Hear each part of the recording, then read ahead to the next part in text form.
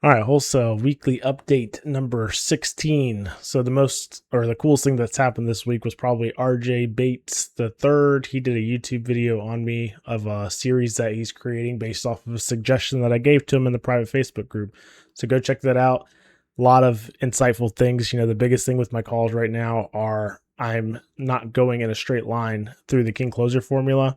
I'm probably piggybacking off of different areas. I'll go down one lane and then I'll divert to go to another lane and then I'll circle back to the lane that I was on, to where I could have gotten information from the beginning if I would have just stayed on course with whatever the conversation was, and yet I deviate. So I need to work on that. There were a lot of good tips that came from there. I even had Cesar kind of reach out to me on that video, tell me some good things and tell me some bad things and potential things that I could have done differently as well. So I always appreciate that. Anytime I can get my calls reviewed, it just gives me insight for the next call to take it and just try to get better. I have no contracts this week, so this was a little bit of a drier week. I didn't really turn on lead flow. I was kind of going through my CRM and said, hey, let's just try to get in contact with these people that I've not gotten in contact yet and just hammer these leads that are inside of the CRM. So no contracts. I had some people that I haven't made contact with. I did get them on the phone, but none of the conversations actually went anywhere this week. I am, the deals that I do have on the table right now, one of them has been terminated. The buyer in Mississippi, I had him walk through it. He basically told me that it needs to be a teardown. There's not much that he could do with it, and he's not interested. And he's the biggest buyer in the area. So if he's not wanting it, I don't think anyone else is going to want it either. So I ended up terminating that contract with the seller. Another one, I'm probably going to have to do like a significant price drop, like somewhere in the $65,000 range based off of what the JV Dispo portal said.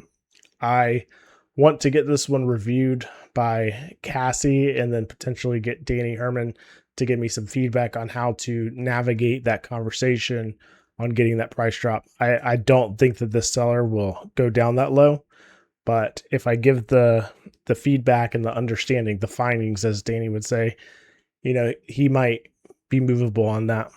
The other one, I was supposed to have a walkthrough that happened this Friday on the Georgia property. I can never get in contact with this seller. He's really difficult to get a hold of. And so I got a hold of him on Friday. We didn't have enough time to get it set up, so we pushed it till Monday of next week. One of the buyer's feedback that's already coming out is saying that cash, they're going to need to be significantly lower, which is what I anticipated from the beginning. We're locked up at 55,000, or we're locked up at 45 on this, trying to sell it for 55. And the buyer just said he would buy it at 35, which is honestly probably more accurate. But he did pitch potentially doing seller finance on it for 45. So I'd be interested to see the terms that he talks about on that. And maybe this landlord guy will be willing to kind of do that because he doesn't want to be a landlord, but I think he might enjoy the monthly payments that are coming in. So we'll see what happens on that one. Another part of my business that I'm looking into is getting rid of Resimpli and going with the cheaper CRM. Resimpli, I'm almost spending about $500 a month, a little bit shy of that. And the biggest thing is the minutes in the text. They just start to add up like crazy. It's a great system. It's a great little software. It does everything that I think I need it to do, but I don't know anything different. So the grass is greener on the other side. That's the feeling I'm getting. I had a conversation with Audrey and Tyler last week, and they were basically saying, yeah, you need to switch over. So I'm thinking about going with Jay Martin's little Dill Stream thing and go with the Go High Level crew that everybody else is kind of doing, jumping on that bandwagon, mainly for the sake of saving money. I don't know how much different it is operationally.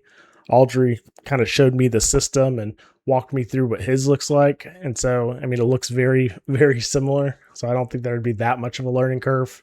And if I can save $200, $300 a month and push that towards leads, that'd be way better than just putting it into an expensive CRM. So another thing I'm thinking about within the business is starting Facebook ads. So right now, my current lead source is just property leads. Sometimes I'll trickle in some iSpeed leads because I have some money that's sitting in there. And then Haven't touched LeadZillow, and honestly, I think at this point I'm not going to touch LeadZillow, and it's not a bash on LeadZillow because I haven't used them, so I don't know. But I think that I just want to try this approach with the Facebook ads based off of what I'm seeing happening with other people. Obviously, my skills still need to be good, but it seems like with Facebook ads, I can target a little bit more. I know exactly what's going in front of the seller. And when they click on something, they're clicking for my stuff and they're expecting to talk to me, which that hasn't been an issue with PPL, with property leads. I'm assuming not with LeadZillow either, but I don't know. I can specifically target, and I think it's going to be significantly cheaper, like $40 a lead for a state lead, as opposed to $75 for a state lead and property leads, or I don't know exactly. I think it's $100 for LeadZillow, but I think that the ad spend will be significantly cheaper. So I'm going to make that switch as well to try to add on Facebook ads and doing that with Taylor Ford. Other cool things that happened this week. Trisha started this little role play thing in the morning. Been a part of that, and there's been a lot of movement inside of Discord within that. Probably getting about 10 people in there. We're doing like a comp party at the beginning, and we're doing role playing afterwards, just trying to get better at navigating conversations. I like those little things. Anytime I can get some lessons or some actual real world application into things where you're not necessarily in the trenches doing it, but you're in a position where you can, grow while doing it. I like to put myself in those environments. So that's been a really beneficial thing.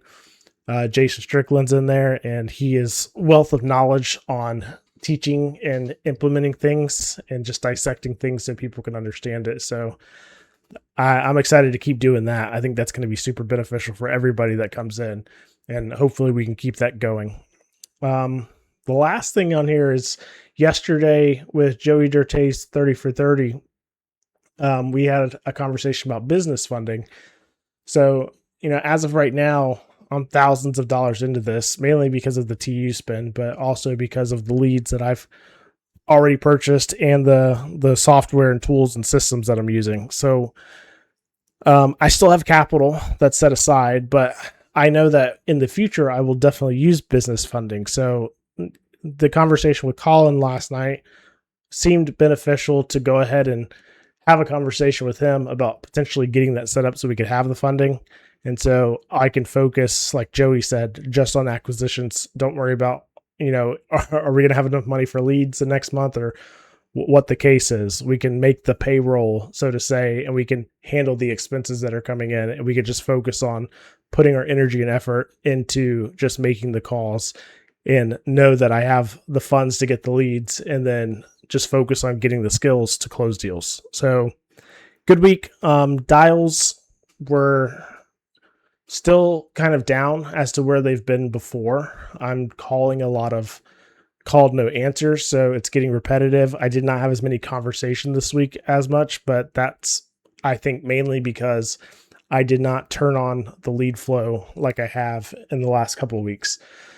So the goal is this week to get Facebook set up and situated, and then kind of navigate and see how those leads are, and then kind of just keep going from there. So remember to stay happy, hungry, and humble, and we'll see you next week.